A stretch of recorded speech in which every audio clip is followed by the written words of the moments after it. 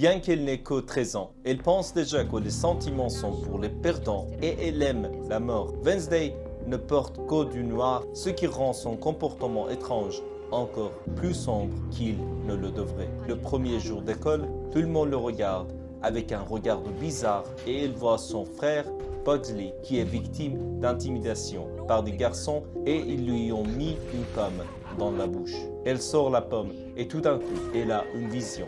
Elle a le pouvoir de voir exactement ce qui est arrivé à son frère. Wednesday n'est pas une fille normale et quand elle touche quelqu'un, elle peut voir des éclairs de son passé. Dans sa vision, il voit l'intimidateur et maintenant, il est temps de se manger. Elle trouve l'intimidateur dans la piscine en train de jouer au water-polo avec ses amis et tout le monde la traite de monstre.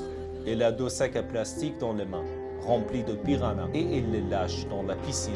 Les intimidateurs se font mordre par des poissons carnivores et Wednesday, eh bien, elle les regarde et elle rit.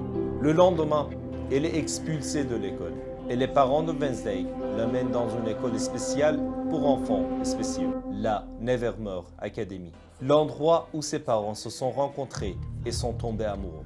Bien sûr, ces dons étranges sont dans ses gènes et il les a reçus de ses parents. La directrice de l'école est la principale, Vimes. Ensuite, Wednesday rencontre sa colocataire, Enid. Enid est une adolescente super énergétique qui est obsédée par les couleurs, l'exact opposé de Wednesday qui aime le noir. Enid prend Wednesday et lui fait visiter l'école et là, Wednesday apprend à connaître différents groupes comme les vampires, les loups-garous, les sirènes et d'autres groupes. Enid montre ensuite Bianca à Wednesday et dit qu'elle est la fille la plus populaire de l'école et aussi elle montre le ex de Bianca qui est bien sûr le garçon le plus sexy de l'école, Xavier. Xavier est un artiste qui a le pouvoir d'animer ses dessins et de les donner vie. Les parents de Wednesday partent, mais ils laissent Ting s'occuper d'elle. Ting est une main sensible qui est comme un animal de compagnie pour la famille Adams. En même temps que les Adams étaient à l'Académie Nevermore, un voyageur veut camper près de la forêt de l'école. Et pendant qu'il se repose, un monstre géant aux allures humaines attaque le campeur et le met en pièces. Le shérif se présente et nous réalisons que ce n'est pas le premier meurtre violent qui s'est produit dans cette région. Et le shérif, qui est un normie, ce que les gens appellent des humains normaux, pense que Nevermore est impliqué dans ces meurtres. Wednesday se rend ensuite au club d'escrime et y voit Bianca et il la défie à un match. Au bout d'un certain temps, leur score est nul et Wednesday propose un pari. Ils retirent leur masque et celui qui tire le premier sang gagne. Leur combat est extrêmement intense et à la fin, Bianca gagne. Wednesday se rend à l'infirmerie pour panser sa blessure et là, elle rencontre Rohan, qui est un étudiant timide à Nevermore. Quand elle part, une gargouille géante tombe vers elle et Xavier la sauve. Maintenant, elle sait qu'il y a une ou plusieurs personnes à Nevermore qui veulent sa mort. Elle retourne dans sa chambre et commence à travailler sur son roman et elle se sent que quelqu'un la regarde. Alors, elle regarde autour d'elle et trouve Ting. Elle sait que ses parents l'ont laissé l'espionner. Alors, Wednesday la menace que s'il ne lui permet pas fidélité, il va se casser les doigts. Et bien sûr, Ting accepte.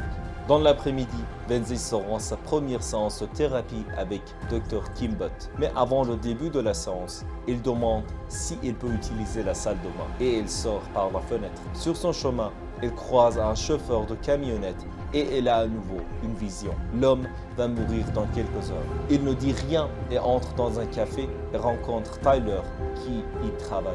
La machine à espresso est cassée et Wednesday aide Tyler à la réparer car elle sait lire l'italien. Tyler propose à l'aider car elle a réparé la machine et Wednesday lui demande de l'amener à la gare, mais Tyler dit qu'elle doit attendre pour que son quart de travail soit terminé. Wednesday s'assoit et 3 garçons entrent dans la pièce. Ils insultent Wednesday et elle les ignore au début, mais au bout d'un moment, ils n'en peuvent plus.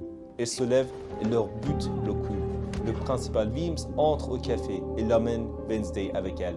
Lorsqu'il retourne à l'école, Wednesday voit la camionnette qu'il a vue dans sa vision sur le site d'un accident. Et il dit au principal que l'homme est mort. La nuit, Wednesday appelle Tyler depuis l'ordi portable d'Enid. Elle a obtenu son numéro de téléphone. Elle demande un lieu de rendez-vous car elle veut toujours fuir. Elle se voit, mais ces trois brutes du café sont là pour se venger. Ils changent de cas et Wednesday tombe sur Rowan et de nouveau une vision. Rowan mourra d'une manière horrible très bientôt. Elle court après lui et veut la prévenir, mais tout d'un coup, Rowan utilise son pouvoir et tente de tuer Wednesday. Il lui montre une peinture d'elle en train de brûler l'école Nevermore jusqu'au sol. Rowan dit qu'il ne lui permettra jamais de le faire et tout d'un coup, le monstre attaque Rowan et le tue comme dans la vision de Wednesday. Le monstre regarde Wednesday et s'en va. Wednesday ramasse alors la peinture et retourne dans son dortoir. C'était le récap du premier épisode de Wednesday, la nouvelle émission de télé de Netflix. Pour d'autres récaps, d'autres épisodes, restez